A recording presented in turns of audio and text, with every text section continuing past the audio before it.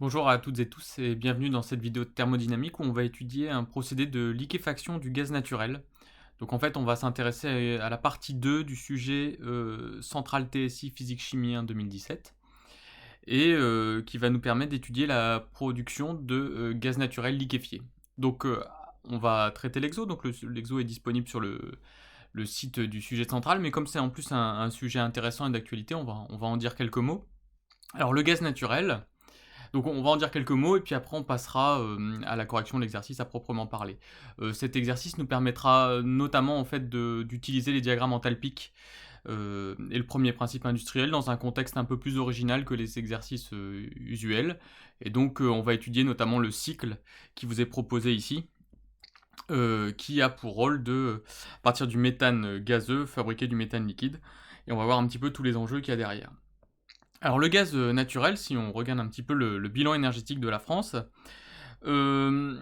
c'est quelque chose qui correspond à, grosso modo, 15% de l'énergie consommée en France. Euh, Sachant que, en revanche, en ce qui concerne la production d'énergie française, le gaz, vous voyez, il n'apparaît pas. Quand on regarde en 2019, la production d'énergie française par gaz naturel est très faible. Alors elle n'est pas nulle, mais on n'a pas beaucoup de centres de production. On y reviendra un petit peu par la suite. Et ce qui fait que c'est un moyen enfin, c'est un approvisionnement énergétique qu'on doit faire par importation. Et donc, ça va nécessiter du transport de gaz, et c'est un petit peu ça l'idée de l'exercice qu'on va étudier. Alors, à quoi ça sert le gaz en France aujourd'hui? Eh bien, ça sert pour une grande partie, alors bon, ce sont des chiffres qui datent un petit peu, ils ont un peu plus d'une dizaine d'années, mais grosso modo, il y en a une grande partie qui sert à fabriquer de l'électricité. Donc c'est du gaz qu'on va brûler dans des centrales à gaz, des centrales électriques en fait, qui fonctionnent au gaz, et donc pour produire de l'électricité, donc ça c'est environ 40% de l'utilisation du gaz en France. Vous avez le résidentiel et le tertiaire. 30%, ça c'est pour du chauffage, donc ça c'est pour les individus qui se chauffent dans leur habitation au gaz. Donc si vous avez une chaudière à gaz chez vous, vous faites partie des 30% de l'utilisation du gaz naturel en France pour le résidentiel. Toute une partie dans l'industrie, 30%, alors qui sert notamment pour ce qui est le chauffage des fours. C'est aussi beaucoup une application en termes de chauffage, mais pas forcément que chauffage des habitations, ça peut être aussi chauffage lors des procédés industriels. On a la chimie qui utilise un petit peu le gaz naturel, mais là, dans ce cas-là, c'est en fait. Alors, le gaz naturel, j'ai oublié de le dire, c'est majoritairement constitué de méthane, avec quelques autres gaz, mais en grande majorité, on va pouvoir assimiler le gaz naturel à du méthane. Et donc, en chimie, on utilise ce méthane comme matière première pour fabriquer d'autres composés chimiques, et le plus connu, c'est le dihydrogène, par exemple. Par evapocraquage, on peut transformer du méthane en dihydrogène, et donc le méthane sert comme matière première. Et puis on utilise dans le transport également, puisque le méthane liquéfié, donc le gaz naturel liquéfié, est un carburant. On va y revenir, et donc ça peut servir ça peut être utilisé dans des véhicules pour la mobilité, pour le transport. Donc voilà un petit peu l'état du gaz. Donc 20%, enfin, environ 15% en termes d'utilisation, si on regarde l'énergie totale consommée en France, et par contre très peu de production. Alors, comment on produit le gaz usuellement? Alors, on va pas rentrer dans tous les détails parce que c'est complexe, il y a beaucoup de technologies, mais le plus simple, c'est du gaz qui est enfoui dans le sous-sol, qu'on va aller extraire, donc sur un lieu de production. Donc, on a un gisement de gaz, on va aller l'extraire, donc ça c'est le lieu de production. On va le purifier, production et purification. Donc une fois que vous avez ça, vous avez du gaz, du gaz naturel, donc essentiellement du méthane, CH4. Ça c'est le lieu de production, et le lieu de consommation, donc par exemple chez nous, donc par exemple consommation dans une usine de production d'électricité. Donc donc ici c'est le lieu de consommation. Il va falloir amener le gaz jusqu'au lieu de consommation. Une des méthodes les plus connues, c'est de passer par un gazoduc, une sorte de pipeline souterrain, et qui amène le gaz naturel des lieux de production au lieu de consommation. Une autre possibilité qui se développe de plus en plus, et c'est l'objectif de cet exercice, c'est pour ça qu'on en parle, c'est la liquéfaction. C'est-à-dire qu'on va transformer le gaz naturel en liquide, donc en gaz naturel liquéfié, et ça l'avantage c'est que ça va pouvoir par exemple transiter par bateau sur la mer ou les océans et arriver jusqu'au lieu de consommation. Les avantages que ça, c'est que ça permet de diversifier énormément les sources d'approvisionnement par gaz. Parce que vous comprenez bien que si c'est par bateau, ça peut venir des États-Unis, de Norvège, d'Afrique, ça peut venir de partout, beaucoup plus facilement que par des gazoducs où le réseau, on est contraint par les installations existantes et souterraines. Donc, voilà un petit peu ce qu'on peut dire sur la production et la consommation du gaz.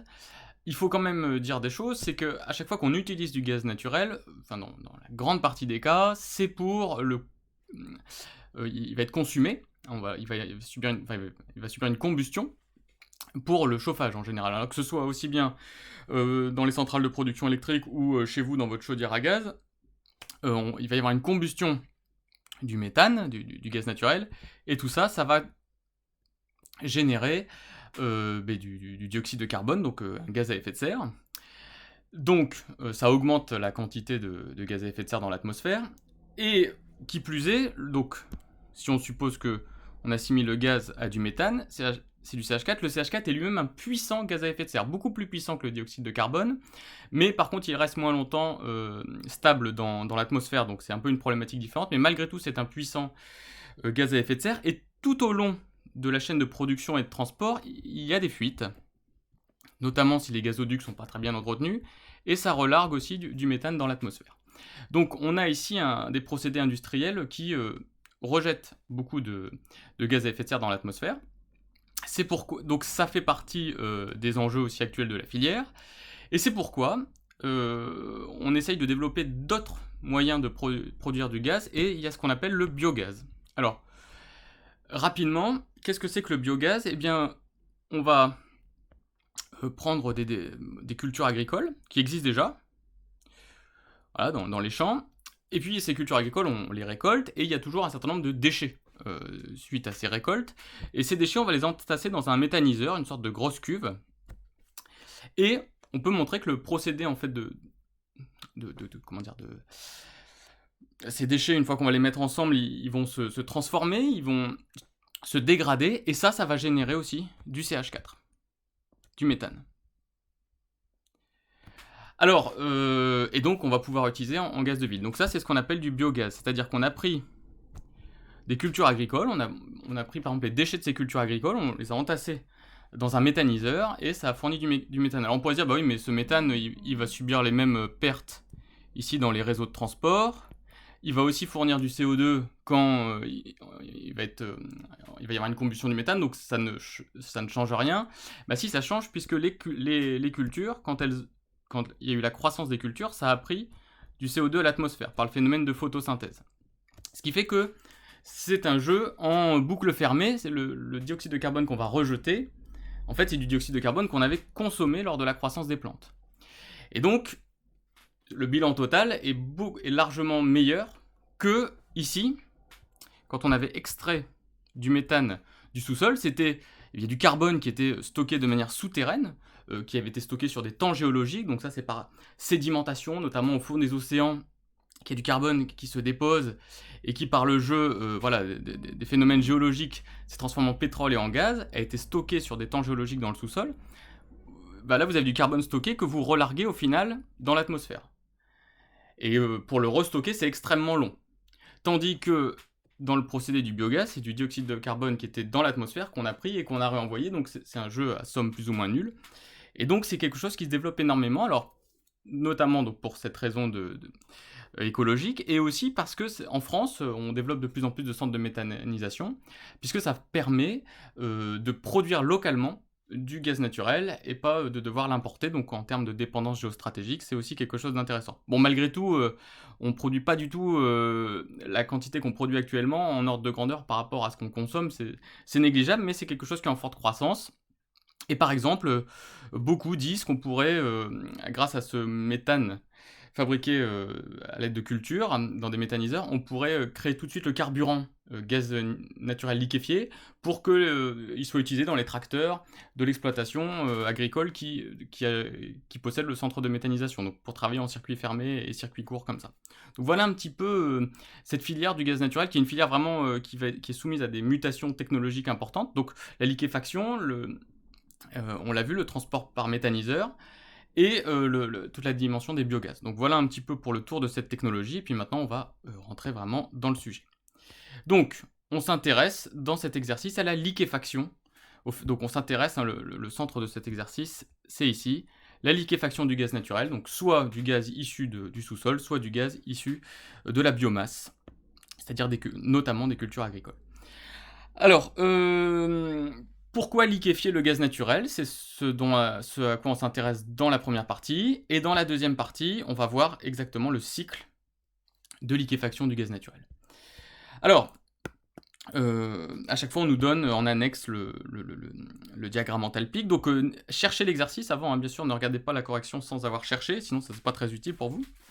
Donc, cherchez l'exercice et puis revenez voir la vidéo ensuite pour qu'on voit les réponses. Donc, on nous explique que, voilà, donc quand je vous dis que c'est quelque chose qui est en mutation technologique, vous voyez le terminal méthanier de Dunkerque a été mis en œuvre en 2016, donc on est vraiment sur des choses récentes. Donc c'est lui qui permet de recevoir en fait le gaz naturel liquéfié par la mer. Donc notamment du gaz naturel liquéfié qui vient de Norvège, de ce qu'on nous dit ici. Alors on nous demande d'exploiter le diagramme de l'annexe 4, donc je l'ai remis ici, c'est le diagramme enthalpique du méthane, donc il va modéliser le gaz naturel. Et on vous dit que pour condenser totalement du gaz naturel à un bar, il faut se placer à moins 162 degrés. Donc si on veut liquéfier du méthane, il faut être à moins 162 degrés. Alors on rappelle rapidement le diagramme enthalpique, les différentes zones à connaître. Vous avez ici la cloche, hein. Et donc à droite de cette cloche, vous êtes à l'état gazeux. À gauche, vous êtes à l'état liquide. Ça, vous devez le savoir. Ici, vous avez le point critique. Ici. Et on a un certain nombre de courbes qui sont tracées qu'on va apprendre à étudier.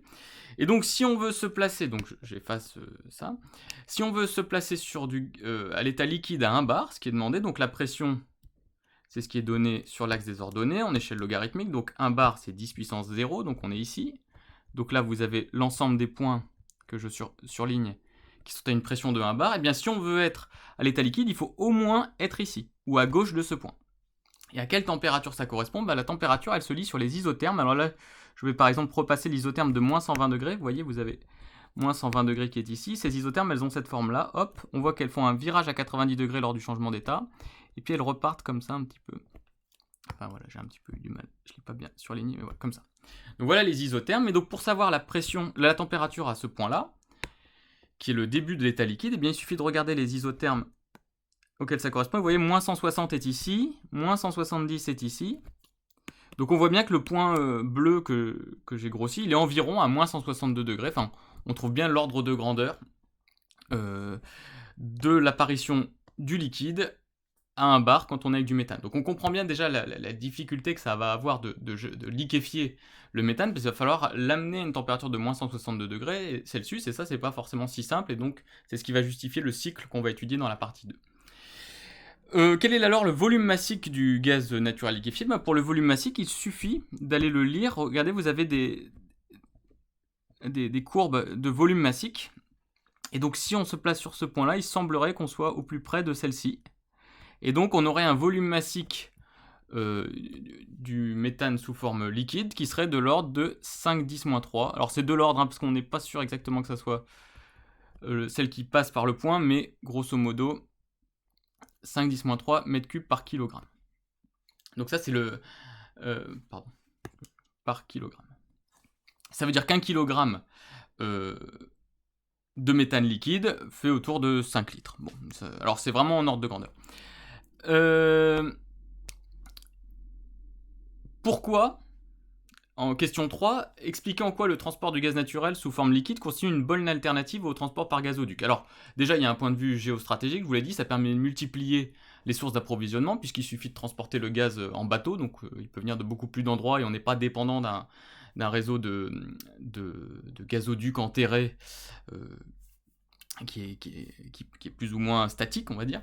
Alors ça, c'est à vérifier aussi, mais j'avais vu que les fuites de méthane, hein, lors du transport, qui est non négligeable, hein, les fuites de méthane apparemment, c'est notamment lié à des gazoducs qui sont pas forcément toujours très bien entretenus, donc ça, bon, ça c'est à vérifier. Et donc peut-être que le transport par bateau permet d'améliorer ça. Bon, ça je le mets sous caution, j'en suis pas certain. En tout cas, la flexibilité des approvisionnements, c'est vrai. Et une deuxième chose très importante, imaginons qu'on se place à 1 bar, toujours, et à température ambiante, donc 20 degrés. L'isotherme de 20 degrés, elle est ici. Hop. Et bien regardez, sur ce point-là, le volume massique du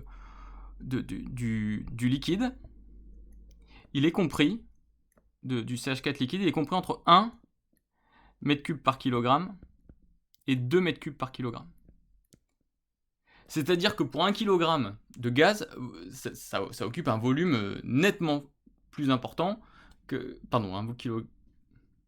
Qu'est-ce que je raconte là? Ça, c'était liquéfié ici, pardon. C'était liquide ici, et ici, c'est gazeux. Bon, alors là, ce qu'on vient de montrer, c'est évident, mais c'est que le volume massique du gaz est beaucoup plus grand que le volume massique du liquide, et donc en termes de stockage, c'est beaucoup plus facile de stocker et de transporter à l'état liquide qu'à l'état gazeux. Ça demandera moins de volume. Bon, bien sûr, il faudra transporter à moins 162 degrés Celsius, et c'est toute la difficulté du transport en méthaniseur, mais c'est possible. Alors, comment liquéfier le méthane? Alors, on vous donne ici un cycle un peu compliqué. Alors, l'idée, c'est que comme c'est compliqué de refroidir à moins 162 degrés Celsius, on va aussi jouer sur la pression, donc on va faire entrer le méthane ici, et puis il va passer dans un compresseur, puis un échangeur qui va le refroidir, puis on le recomprime, puis un nouvel échangeur qui le refroidit, puis on le recomprime, puis un nouvel échangeur qui le refroidit, puis on... Alors tout ça c'est expliqué dans le texte qui est en dessous, qu'il faut lire avec attention. Puis ici il va être à nouveau refroidi, mais on va voir refroidi par quoi. Il est détendu, ici, et on s'aperçoit qu'en sortie de 8, eh bien on a en fait un mélange liquide gaz, donc un équilibre du méthane sous forme liquide et sous forme gaz. On extrait le liquide ici, et le gaz, on le réextrait ici, et il sert en fait justement à refroidir ce qui arrivait à ce niveau-là, là, ce qui arrivait ici, en fait, est refroidi par le gaz qu'on a extrait de l'équilibre liquide-gaz. Et ce gaz, eh bien, c'est du méthane gazeux, donc il va repasser dans le circuit initial pour être liquéfié. Donc voilà le cycle de Linde, ou de l'Inde, je ne sais pas exactement comment on prononce. Et, ça permet de liquéfier le méthane. Et donc vous voyez la présence des compresseurs qui va nous permettre d'abaisser la température à moins 162 degrés en jouant sur la pression. Quand vous avez ici un descriptif assez long du cycle, il faut que vous le preniez en note, parce qu'il y a beaucoup d'informations, et toutes les informations sont importantes, donc on va prendre le temps de lire ça, mais pour que votre lecture soit efficace, il faut prendre des notes en même temps, donc c'est ce qu'on va faire ici. On nous dit que le débit massique ici est de 1 kg par seconde, alors avec deux chiffres significatifs, mais bon là comme c'est 1,0 j'écris 1, et on nous dit que la température initiale est de moins 7 degrés, de 7 degrés ici, pardon, et que la pression initiale est de 1 bar. Donc voilà l'état initial de notre système. On nous dit que les trois compresseurs C1, C2, C3 fonctionnent de manière adiabatique irréversible, donc on va l'écrire.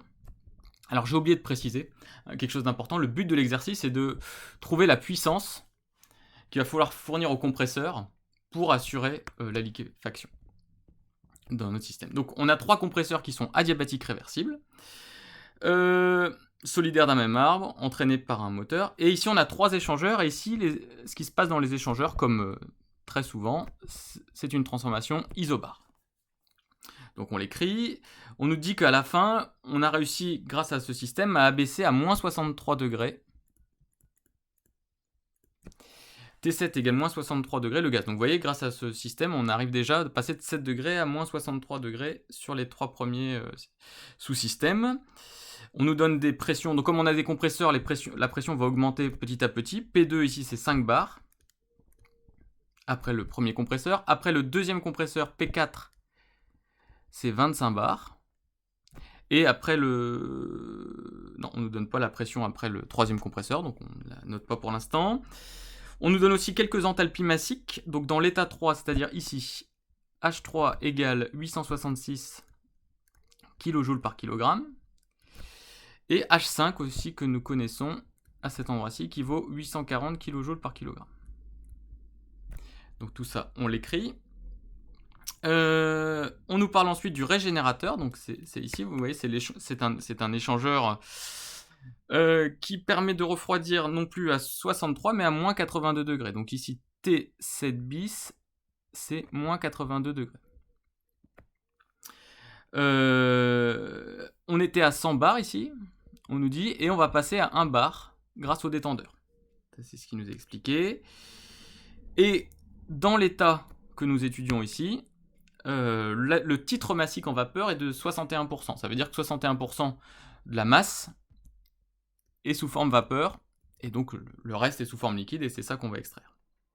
Donc les deux sont séparés dans le séparateur, et la vapeur ici extraite repart au niveau du régénérateur, et on vous dit que tout ça c'est à 1 bar, hein, puisqu'on avait 1 bar ici, on a toujours 1 bar ici, 1 bar ici, et donc là on a 1 bar aussi, puisqu'on nous dit que le mélangeur ici qui permet de mélanger le gaz récupéré au gaz initial est isobar. Voilà, on se place en régime permanent d'écoulement, donc ça nous permettra d'utiliser le premier principe industriel, et on négligera toute variation d'énergie mécanique du fluide. Alors vous voyez, on a pris un peu de temps là à tout écrire sur le cycle, sur le schéma du cycle, mais il faut bien avoir conscience que, alors c'est typique ça, des exercices de centrale, mais on peut le retrouver aussi ailleurs, c'est qu'on a des descriptions assez longues, puisqu'on utilise des systèmes réels, donc on a toutes les informations.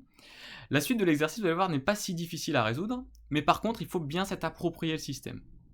Vraiment, essayer de comprendre ce qu'on est en train de faire, bien voir toutes les données importantes, les repérer pour les avoir bien en tête, et une fois qu'on a tout posé, vous allez voir que ça va pas être si difficile. Si on n'avait pas fait ce travail préparatoire, la manipulation aurait été probablement plus compliquée. Alors, on va suivre les questions maintenant. On nous donne les débits massiques. Alors, c'est vrai que on a un débit massique DM1, ici. Alors, comme on est en régime stationnaire, on a conservation du débit massique. Donc, le débit massique DM1, on va l'avoir tout le long du tuyau, là, Donc là, on a toujours le débit massique DM1. DM1 rentre ici, il ressort ici. Donc, jusque-là, vous avez un débit massique DM1. Par contre, ici, vous produisez, quand vous êtes ici, vous avez toujours DM1, mais vous produisez du liquide qui va partir de ce côté-là, et du gaz qui va partir de ce côté-là. Donc, vous n'avez plus le même débit ici, vous avez DM1 bis, qui est le même que celui-ci. Hein, puisque tout le mélange que vous aviez ici, finalement n'est pas retrouvé ici, vous n'en récupérez qu'une partie, et en l'occurrence vous ne récupérez que la partie gazeuse. Autrement dit, seul le gaz qui était présent ici va se retrouver ici. Et donc, la masse que vous allez retrouver ici par unité de temps, c'est la proportion de gaz fois la masse que vous aviez ici par unité de temps. Autrement dit, dm1 bis, c'est égal à x dm1. Puisque imaginons que, voilà, c'est pas imaginons, on a 61% de gaz qui arrive ici. Ici, on ne récupère que le gaz. Eh bien, ça veut dire qu'on récupère 61% de la masse qui est arrivée au niveau du séparateur. Donc, le débit massique est multiplié par 0,61. Donc, dm1 bis, c'est x fois dm1. Et ici, on avait le débit massique d'entrée dm qu'on connaît. On a dm1 bis. Donc voilà, une fois que dm1 bis, le débit massique 1 bis, et là il circule dans ce tuyau-là, on a toujours dm1 bis, et bien ici on arrive, on va avoir une loi des nœuds à cet endroit-là. Je vous rappelle que la conservation du débit massique, c'est exactement comme la loi des nœuds en électronique dans la RQS. Donc on va pouvoir écrire ici que dm plus dm1 bis égale dm1. Donc dm plus dm1 bis par loi des nœuds égale dm1. Et puis une fois que vous avez écrit ces deux choses-là, vous pouvez faire les calculs, les applications numériques. Donc c'est ce que j'ai rédigé ici, et on trouve dm1 qui vaut 2,6 kg par seconde et dm1 bis qui vaut 1,6 kg par seconde, en écrivant toutes les relations qu'on a vues au préalable. Alors ensuite, on nous demande de déterminer les enthalpies massiques à différents points du cycle, notamment au point 7, 7 bis et 9. Alors, on va regarder un petit peu. L'état 7, c'est celui-là. Donc, on connaît la pression qui est de 100 bars. Elle nous était donnée ici. L'échangeur ici est isobar, donc elle est toujours de 100 bars. On connaît la température. Et bien, si on connaît la température et la pression, on va y arriver. Donc, déjà, on connaît la pression 100 bars, donc 10 puissance 2. On est donc sur cette isobar-ci. Et la température de moins 63 degrés, ben vous avez ici l'isotherme de moins 60 degrés, qui est ici. Donc on est un petit peu à gauche, ici. Hein.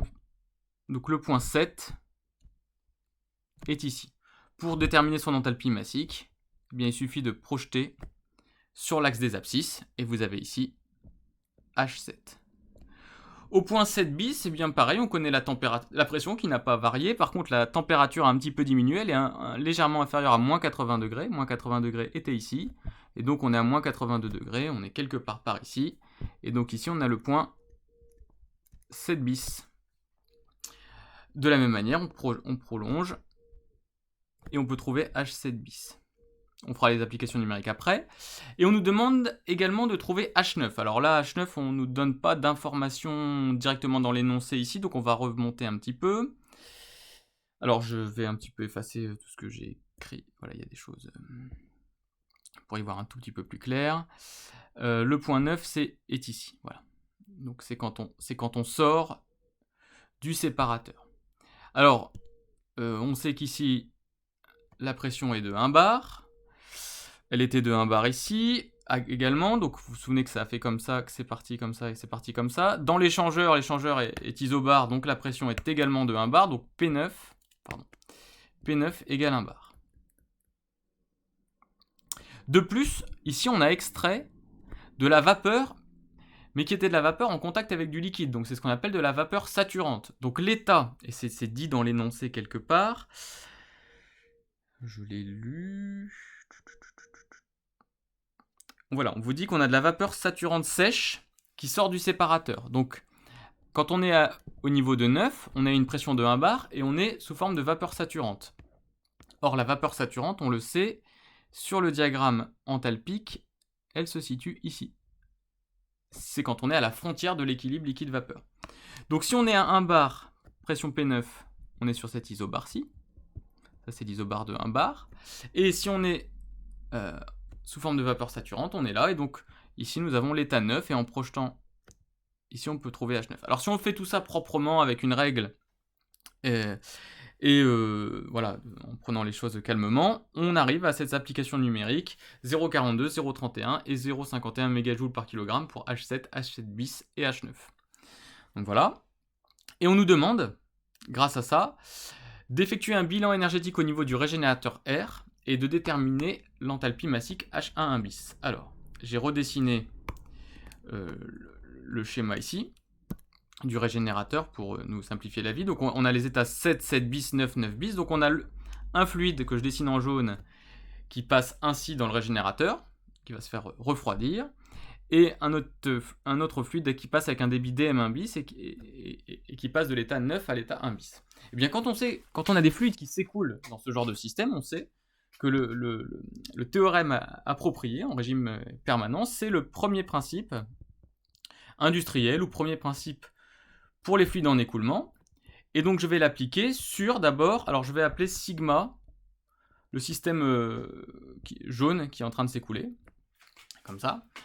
Et je sais que le premier principe s'écrit dm1 fois la variation d'enthalpie massique du système entre l'entrée et la sortie, plus la variation d'énergie cinétique massique, plus la variation d'énergie potentielle massique, est égale à la puissance utile, plus la puissance thermique reçue par le fluide sigma lorsqu'il traverse le système. On nous dit dans l'énoncé qu'on néglige toute variation d'énergie mécanique, donc massique, donc d'énergie cinétique massique et d'énergie potentielle massique. Vous avez ici un système sans pièces mobiles, donc il n'y a pas de puissance utile, c'est juste un échangeur. Et vous avez une puissance PTH qui est reçue, algébriquement, on va dire reçue ici, par le fluide sigma. Donc, je peux juste réécrire dm1 et delta H, c'est sortie moins entrée, donc H7 bis moins H7 égale PTH. Alors PTH, c'est moi qui l'ai introduit, on ne sait pas ce que ça vaut pour l'instant, mais on va y revenir juste après. En fait, si on réfléchit bien, on nous dit, dans l'énoncé, que le régénérateur R est adiabatique, quand on regarde dans sa globalité. Ça veut dire quoi? Ça veut dire qu'il n'y a pas d'énergie thermique qui rentre depuis l'extérieur. Ça veut dire que si le fluide sigma a reçu de la puissance thermique, c'est obligatoirement de la puissance thermique qui a en fait été cédée par dm1 bis. Donc autrement dit, PTH va de... Enfin, je vais appeler sigma prime plutôt que... Hop. PTH va de sigma prime vers sigma. Une autre manière de le dire, c'est que la puissance thermique reçue par sigma prime, c'est moins la puissance thermique reçue par sigma. Ou de dire que la puissance thermique fournie par sigma prime, c'est égal à la puissance thermique reçue par sigma. Et donc, ça va nous permettre d'écrire le premier principe maintenant, toujours industriel, ou des fluides en écoulement, sur sigma prime. Alors avec les mêmes hypothèses, donc maintenant on a dm1 bis, delta H, ça va être sortie moins entrée, donc H1 bis moins H9, égale, toujours pas de puissance utile, mais la puissance reçue par sigma prime, c'est moins PTH. Puisque PTH, c'est la puissance qu'il fournit. Eh bien, regardez, on ne connaît pas PTH, mais il suffit d'additionner cette ligne-là à cette ligne-là. Et quand on fait ça, on peut isoler la grandeur qui nous intéresse, c'est-à-dire H1 bis, et trouver que H1 bis c'est H9 moins DM1 sur DM1 bis, H7 bis moins H7, et toutes ces grandeurs sont connues. Donc, on peut faire l'application numérique et on trouve H1 bis égale 0,69 MJ par kg. Donc vous voyez ici, vous avez un système, le régénérateur, qui a 2 entrées, 2 sorties. En théorie, vous n'avez pas à connaître l'expression du premier principe industriel lorsqu'il y a plusieurs entrées, plusieurs sorties. Mais comme ici, le système est globalement adiabatique, en étudiant chacun des fluides séparément, on peut trouver comment appliquer le premier principe industriel dans ce cas-là, et c'est ce qui fait un peu aussi l'intérêt de cet exercice, c'est d'avoir une application du premier principe industriel un petit peu originale et intéressante. Alors, on va maintenant s'intéresser au mélangeur. Donc le mélangeur, si vous vous souvenez bien, si on revient sur le schéma de départ, je vais un petit peu, pareil, simplifier. Le mélangeur, c'est cette zone ici. Et là encore, c'est un système avec 2 entrées, DM et DM1 bis, de débit DM et DM1 bis, et une sortie de débit DM. Alors, on ne peut pas non plus utiliser le premier principe industriel tel qu'on l'a vu dans le cours, puisqu'on l'a vu avec une entrée et une sortie, et puis on ne peut pas faire l'astuce qu'on a vue précédemment, c'est pas si simple. C'est pourquoi l'énoncé nous donne l'écriture du bilan d'enthalpie dans ce cas-là. Et donc voilà comment on peut écrire le bilan d'enthalpie ici. Et on nous demande d'en déduire H1. Donc, si on regarde bien, tous les débits sont connus. H1 bis, nous venons de le calculer. Donc, pour connaître H1, il faut en fait connaître H0. Et bien, H0, ça va être relativement rapide, puisqu'on connaît ce qui se passe au niveau de l'entrée. La température T0 vaut 7 degrés, et la pression vaut 1 bar. Donc, on fait comme d'habitude. On se met sur l'isobar de 1 bar. On cherche la température de 7 degrés. Elle est à peu près ici. Et donc là, vous avez le point 0. Vous projetez, vous trouvez H0. Et donc, on peut trouver environ 0,87 MJ par kg. Et donc, en appliquant directement cette formule, qui était donnée dans l'énoncé, cette relation, on en déduit H1 qui vaut 0,76 MJ par kg. Au passage, on peut placer H1 qui est environ, alors 7, on est à peu près ici, hein, vu que j'ai calculé 0,76, donc ça fait 760 environ kJ par kg, je suis à peu près ici. Et le mélangeur était isobar, donc la pression ne change pas, donc le passage dans le mélangeur permet de passer de l'état 0 à l'état 1 comme ça. Et maintenant, on va s'intéresser à ce qui se passe ensuite au niveau du premier compresseur. On vous dit que ce compresseur est isentropique et on vous demande de déduire la valeur de l'enthalpie massique H2 à l'état 2. Donc vous vous souvenez, il y avait le compresseur qui est... Je reviens un petit peu voir le schéma. Le compresseur est ici. Donc on était dans l'état 1, on va arriver dans l'état 2 en passant à travers le compresseur. On nous dit que le compresseur est adiabatique réversible. Et ça, vous devez savoir qu'adiabatique réversible implique isentropique. Alors si vous ne vous en souvenez plus, souvenez-vous que le premier principe de la thermodynamique appliquée à un système fermé, c'est delta S égale S échangé plus S créé. Si vous avez une transformation réversible, S créé est nul, et si elle est adiabatique, S échangé est nul, et donc vous avez delta S égale 0, l'entropie ne varie pas. Donc si on est sur un compresseur adiabatique réversible, on est sur une transformation en entropie constante. Et ça tombe bien, puisque les courbes isentropiques sont données sur le diagramme enthalpique. Vous voyez, ce sont celles-ci, celles à S constant. Elles sont comme ça. Donc il suffit de suivre à peu près une isentropique, bon, elle est parallèle à une entre guillemets, à une isentropique qui passe par le point 1. Et on sait que comme on a un compresseur, on augmente la pression. Je crois qu'on passe à 5 bars à l'état 2. Donc on va regarder, ici on a 1 bar, 2 bars, 3 bars, 4 bars, 5 bars. Donc on est ici. Et bien il suffit de voir quand est-ce que, donc on était à cet état-là, on suit une isentropique et quand est-ce qu'on arrive à 5 bars. Donc voilà, on est à peu près ici. Et là on a à peu près l'état 2. Enfin non, on n'est plus haut, pardon, j'ai mal reporté. On est plutôt ici. Donc voilà, on est à l'état 2, on nous demande l'enthalpie massique à l'état 2, je crois. Qu'est-ce qu'on... Attendez, je regarde un peu ce qu'on... Voilà, donc l'enthalpie massique à l'état 2, donc si on fait bien le tracé, on voit qu'on est autour de 1 mégajoule par kilogramme. Et on nous demande d'en déduire la puissance fournie par le moteur au compresseur C1. Et bien encore une fois, on a le compresseur ici.